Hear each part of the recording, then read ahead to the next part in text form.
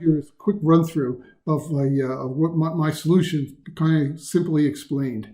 So if we start with our democracy, capitalism, and liberal humanism, and we say, okay, from that, what we want to do is decisions have to be made. And the decisions that have to be made, I'm saying we can split them into two pieces. One is decisions that are best solved with emotions, and the other is decisions that are best solved with rationality. And the ones that are best solved with emotions, I think those are the ones that we should basically move over to the democracy or to whatever our polity is going to be. And from that, we may even be able to use direct democracy if we have so few of them. And so basically, there'll be a vote for what it is. But other experiences have also been that there are some rational elements of those decisions.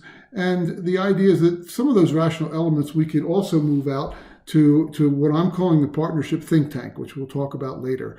But that's the where I think we should be going.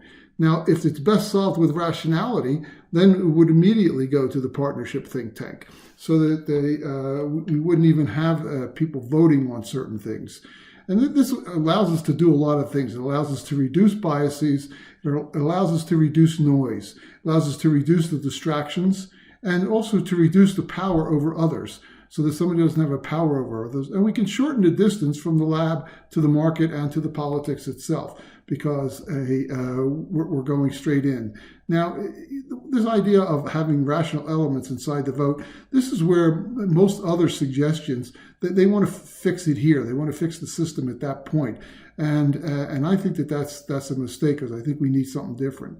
Now, all this being said, there still is kind of an elephant in the room.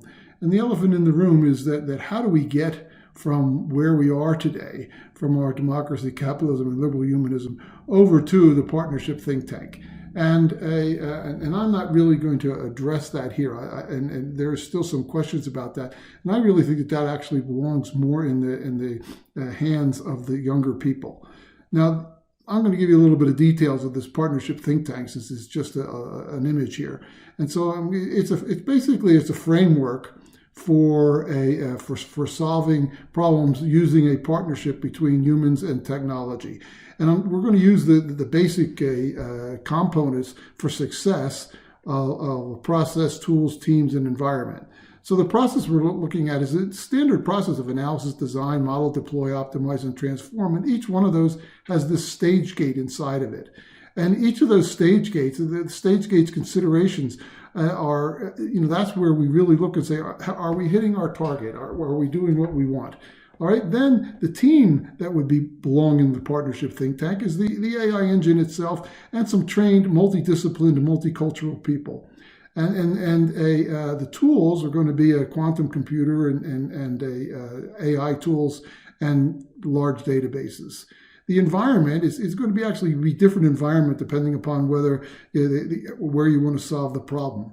And then the other piece of the environment is this whole idea of how we define undesirable behavior, who provides the data, how the thing gets designed, and all those links are all done through an interface between the technology and the humans. So it's that define undesirable behavior relates to what we talked about when we talked about stage gates. Thank you.